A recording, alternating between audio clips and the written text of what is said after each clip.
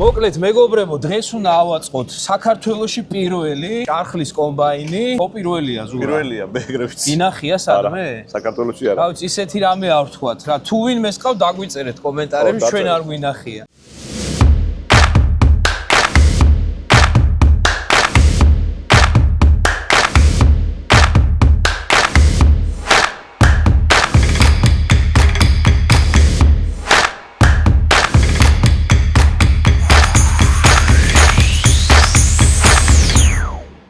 მოკლედ მიზანი რა არის ხა ამ კომბაინის? ესე იგი, ჩვენ ვთესავთ ჭარხალს ბოლნიში, სავანეთში, თქვენ ვიდეოც გაქვთ ნანახი, წინა წლის მოსავალი. შაშანდელი შემოდგომის. მოკლედ არის პრობლემა მუშახელზე და თან ძვირია რა. ჩვენ დაახლოებით კილოგრამზე რამდენით ვამცირებთ ამ კომბაინით აღების ხარჯს. გაგვინახებდება მინიმუმ. გაგვინახებდება. ამ დაახლოებით რო წარმოდგენა შეგიქმნათ 30 ჰექტარზე დაახლოებით 100.000 ლარია მარტო ჭარხლის აღების ხარჯი. მაგას რო თავი დავანებოთ, მხოლოდ ფასი არ არის, მუშახელიც აღარ არის. მუშახელის დეფიციტია რა და თან დროული აღება უნდა მოხდეს, რომ მე უკვე საწყობში შევიტანოთ და გადავიწყოთ გაციება, რომ გრძელვადიანი შევინახოთ. რადგანაც ჩვენ საშემოდგომოდ ვთესავთ ამ ჭარხალს, რისკია რომ ყინვა მოხდეს. სწრაფად გაკეთდეს, შემოდგომის წვიმებს მოვასწროთ, მე კიდე ზამთარს და მოკლედ დღეს უნდა ავაწყოთ, ესე იგი, გამოვცადოთ, თუ იმუშავა იქნება იდეალური და აგერ ვიდეოსაც გიზიარებთ, პატარა მომზადებული გვაქვს ნაკვეთი, ჯერ ხა ჭარხლის პერიოდი არ არის უკვე კარტოფილის აღების შემდეგ დავთესავთ 30 ჰექტარს, რომელიც მე ოქტომბრის ბოლოსკენ ნოემბრის დასაწყისში ვიღებ ხოლმე. კი ბატონო. პლუს ამათ ამით შეიძლება სტაფილოს აღებაც. მაგრამ ჯერ ჭარხალზე გავსინჯოთ რა. მოკლედ მიზანი არის ეგ რომ ავტომატიზაცია გავაკეთოთ აღების. ეხა ეს მე განახებთ როგორ ხდება. ანუ კონვეიერული პრინციპია, მიყვება პრინციპი ყუთები, ესტონიანი ყუთებია, რომელშიც უნდა ჩაიყაროს და პირდაპირ ყუთი ჩემოვა მაცივარში და მტვირთველი შეიტანს. ანუ მუშახელი ფაქტიურად მინიმალური დაჭირდება რა. ნუ ერთი კაცი ალბათ იქ უნდა იდგეს და აკონტროლოს ჩაყრა, მეტი აღარ დაჭირდება. გაფუჭებული და რაღაცა მოაცილოს. ხო, ფოჩიან აიღებს, მაგას განახებთ, ესე აჭრის ამ ფოჩს და პირდაპირ მიდის კონვეიერით იწება ყუთებში. კი. პროცესს დავაკვირდეთ და ის ბოლომდე კიდე დაგიბრუნდებით.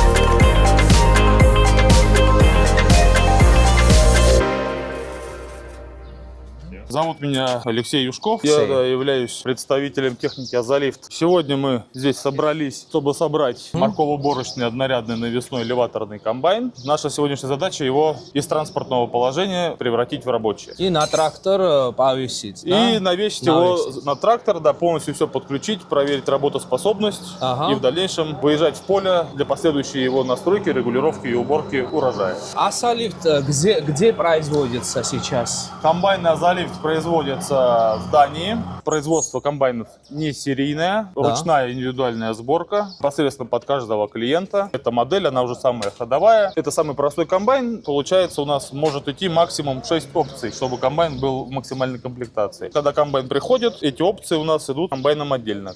И какие функции есть у комбайна? Функциям, получается, на этом комбайне, если прям пойдем по порядку, у нас будет устанавливаться гидравлические торпеды, будет у нас идти автоматика высоты. Получается, комбайн будет у нас вот этим цилиндром.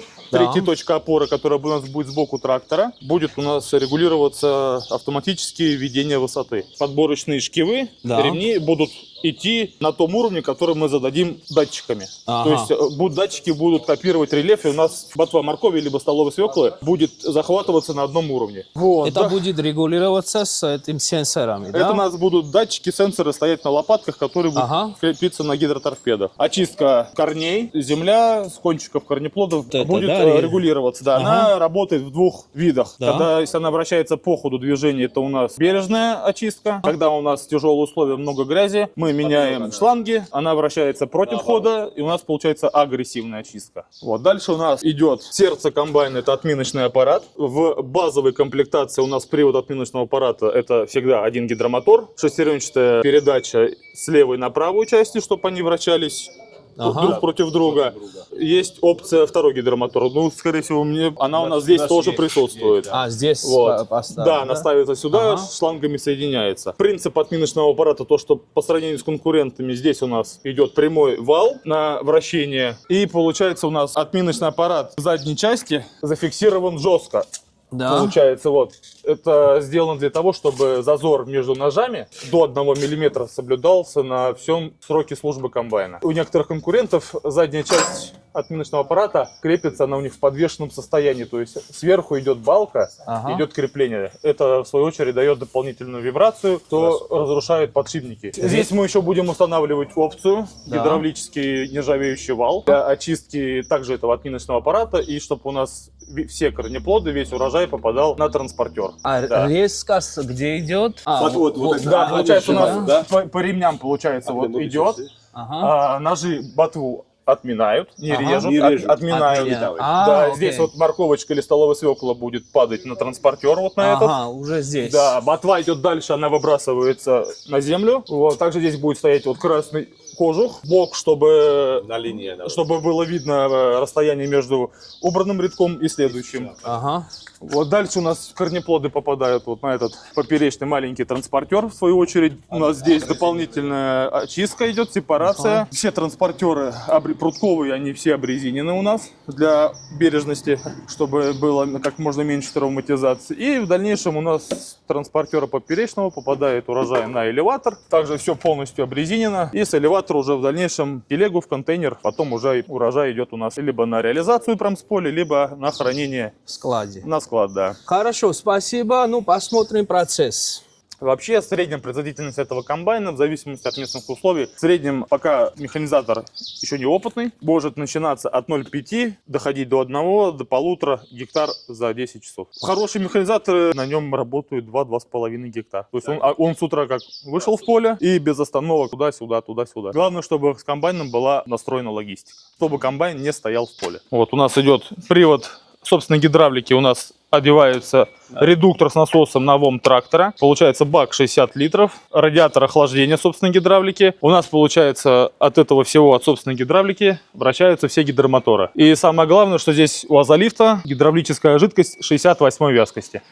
Не 46-я, потому что на Грима комбайне там везде 46-я вязкость. Главное не перепутать, здесь только 68-я. Дальше что получается? Это у нас блок электроклапанов, отвечающих за гидроцилиндры, которые у нас их получается вот на автоматике высоты, и 2 цилиндра на элеваторе. То есть у нас цилиндры на комбайне, они работают от гидравлики трактора. Дальше блок — это регулировка скорости вращения всех функций на комбайне, которые у нас вращают. Это гидроторпеды, получается чистик, скорость ремней, отминочный аппарат, ножи, транспортер элеватора. Все это регулируется вот с этого блока. Это у нас блок от собственной гидравлики. Вот. И получается у нас идет пульт в кабину трактора. Здесь у нас блок реле, отвечающих за эти все функции. Это у нас пульт управления комбайном, который у нас будет стоять в кабине трактора-механизатора. Здесь интуитивно все понятно. Это у нас элеватор вверх-вниз. Здесь у нас вручную поднять и опустить подборочную секцию, то есть вот этим боковым цилиндром. Это у нас автоматика, то есть влево у нас автоматика включена, секция опустится вниз, комбайн поехал убирать. В центральном положении автоматика выключена, и при выходе из загонки, когда комбайн идет в автоматике, механизатор,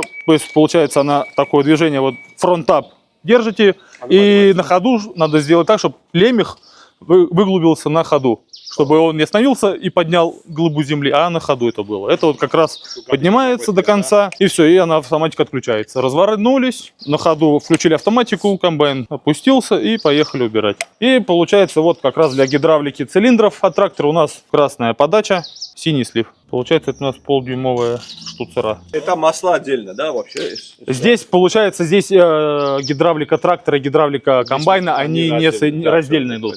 То есть у нас вот подача от трактора пошла, обратка вышла, все это в тракторе остается. Собственно, гидравлика, она гуляет в самом комбайне, то есть она с трактором не соприкасается. По обслуживанию получается даже гидравлическую жидкость, получается как минимум, вообще рекомендуется ее раз в сезон менять всегда. Ну вот вы осенью 30 гектаров уберете, потом наступила зима, весна, весной провели ТО, то есть поменяли, здесь картридж вставляется, фильтр, получается в бак, поменяли жидкость, получается вот после 30 гектаров. То есть собственно гидравлики фильтр, гидравлическое масло. Также не забываем смотреть за маслом в редукторах. Там редукторное масло, здесь тоже есть характеристики 80В90. Вот. Также все это в инструкциях по эксплуатации, там все масла, смазки и также интервал всех узлов, где смазывать, там это все указано. Это мы, я думаю, уже потом вместе еще раз пройдемся прям подробно. В каких точках смазки, когда смазывать, потому что там есть обслуживание у нас ежедневное, еженедельное, ежемесячное, ежегодное. И получается там каждые 4 часа, каждые 8 часов. Так что я думаю, давайте продолжим дальше. Так, ну значит, получается, на данном комбайне у нас нету двух опций. Это у нас опция нержавеющий вал под отминочным аппаратом нету. И получается у нас нету опции пружинной камнезащиты. Эти две опции можно спокойно заказать и добавить. То есть все с завода эти опции идут в комплекте, то есть будет специальная балка крепления, две пружины, все болты, гайки, регулировочные и фиксирующие болты. Все это будет так же, как и вал с гидромотором, с ним будет дополнительный шланг. То есть все это пластины снимаются, там крепление есть, все ставится, подключается. Все по схеме, по гидросхеме. Шкивы, шестерни, они то, что смазаны вот только сверху с завода. Самое главное, так как здесь шестерни, у него вот этот слой, как вы видите, вид темный, он каленый. Получается, вот это вот смазывать ничем никогда ни в коем случае запрещено. Шестерни нет. Все, вот как они сейчас есть, к ним вообще даже их ничем не поливать, не смазывать вообще ничем. Цепи, это цепная муфта, получается у нас то, что там разные диаметры в шестерни и вал гидромотора. Разные диаметры, она, получается, цепной муфтой соединяется. Это везде Это вот то, что отминочный аппарат, это все одна смазка, да, все одной смазкой. Реально другой смазки нет. Нет, все одной смазкой смазывается. Ну, чтобы комбайн хорошо служил, надо, как к нему относишься, так он относится к тебе и приносит прибыль при уборке вашего урожая. მოკლედ მეგობრებო, ეხლა ვაწყობ ჭარხლის კომბაინს, რომელიც დაახლოებით 30 ჰექტარზე იმუშავებს. ამ კომბაინით ჩვენ უნდა დავზოგოთ დაახლოებით 8-10 თეთრი კილოგრამზე, რაც საკმაოდ კარგი შედეგი იქნება. მოკლედ ეხლა მიმდინარეობს აწყობის პროცესი, რაც ნახეთ. მნიშვნელოვანია რომ გავითვალისწინოთ აუცილებლად ის დეტალები, რაც ასალიფტის, ანუ ასალიფტი არის კომპანია, რომელიც აწყობს დანიაში ამ კომბაინებს. ეს არის გრიმეს ჯგუფში შემავალი კომპანია.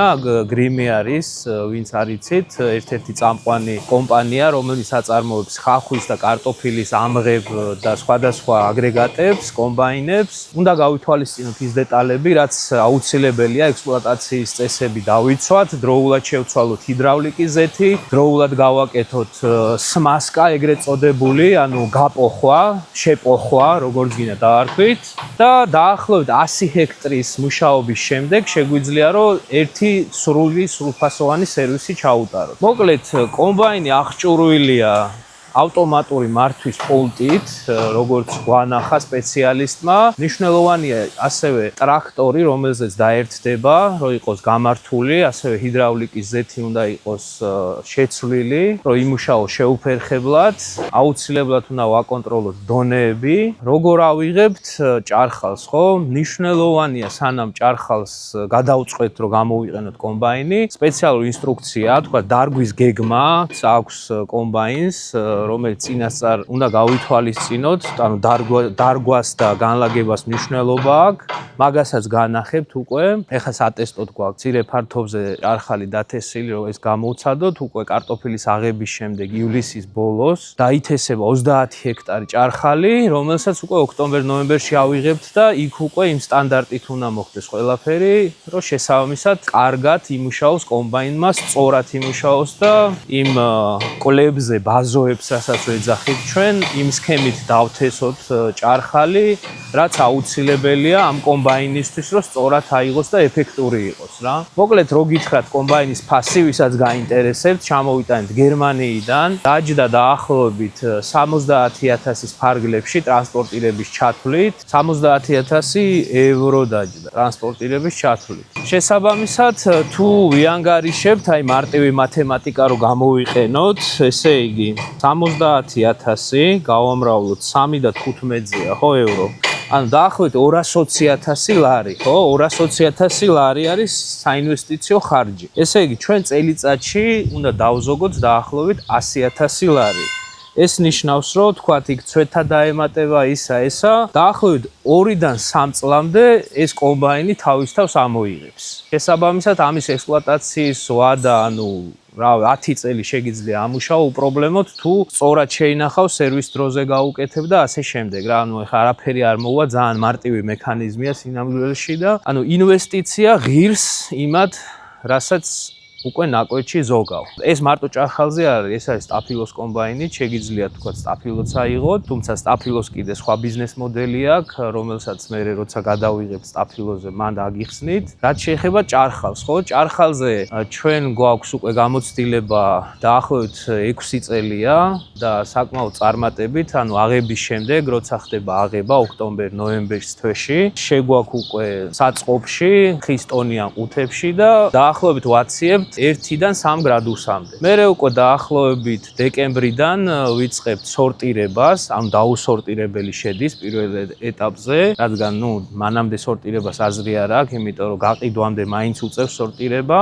ანუ ფოჩის გარეშე უნდა შევიდეს, რომ ვენტილაცია მოხდეს იდეალურად, გაცივდეს და შემდეგ უკვე, როცა ვიწყებთ რეალიზაციას, ხდება გამოტანა, სორტირება და შესაბამისად ტომრებში იქნება თუ ყუთებში დაფასოება და უკვე მიწოდება. მნიშვნელოვანია ჭარხლისთვის, რომ პირველი დროულად შევიტანოთ საწყობში, დროულად მოხდეს გაციება, კონდიცირება და შემდეგ უკვე რეალიზაციამდე გავაკეთოთ სორტირება. დღეს საქართველოში ამ ჭარხალზე ვიდეოც გვიდევს ერთ-ერთი კულტურა, რომელიც დაახლოებით 95% ჩვენი მოხმარების ვაწარმოებთ საქართველოში და კიდევ შეგვიძლია 100% ვაწარმოოთ მოკლედ რა. კაი, მოკლედ დაგიბრუნდებით უკვე ტრაქტორზე დამაგრების პროცესს როგორც კი დავიწყებთ და შემდეგ უკვე ნაკვეთში ტესტირებას. თქვენ არხი გამოიწერეთ, ვიდეო დაალაიქეთ და წავედით.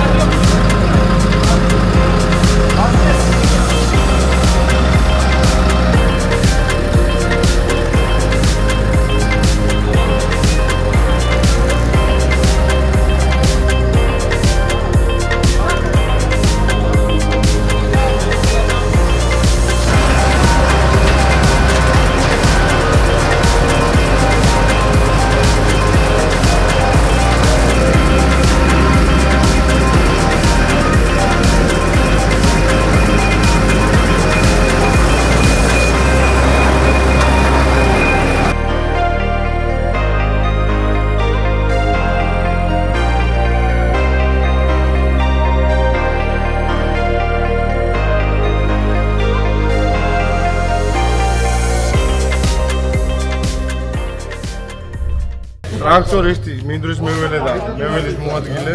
კაროჩე, აქ მარტო მე ვმუშაობ, გაჭიმა, მორწყვა, შეწამლა. გელა აღარა თითები არ ყოფილი, რა გავაკეთე, აღარ ვიცი. დირექტორებს სათავეში წამიყვნენ დამალაპარაკე. არა, გავიხმურე მაინც ეს დავდრიცენ მაინც და რა. მოკლედ მეგობრებო, ავაწყეთ კომბაინი და ეხლა გადავინაცვლეთ მინდორში, უნდა ამოვიღოთ. ფილო თანამშრომელი. ბატონი მიხეილი დღეს ყველაფერი გააკეთა, დაწყებული შედუღებით, მორგებით, ბალგარკას რა ქვია ქართულად? მოსახერხი. კუთხსახეხით და მიხეილ რა სიტყვი აბა? ძალიან კარგი არის ყველაფერი. ჩვენ ახლა გადავალ დავიწყეთ მოსავლის აღებას. იმედია ყველაფერი გამართლებს და გამოვა საქმე ხუთიანზე. თავარია მოსავალი კონდეს, თორე ამოღებით თენგოძიას მუშებიც კარგად იღებდნენ, მაგრამ ეს კომბაინი ცოტა გათანამედროვებული ისაა, ტექნოლოგია. ყველაფერი წავა ხუთიანზე. იმიტომ რომ ჩვენ აქ აი ბიჭები ვმუშაობთ.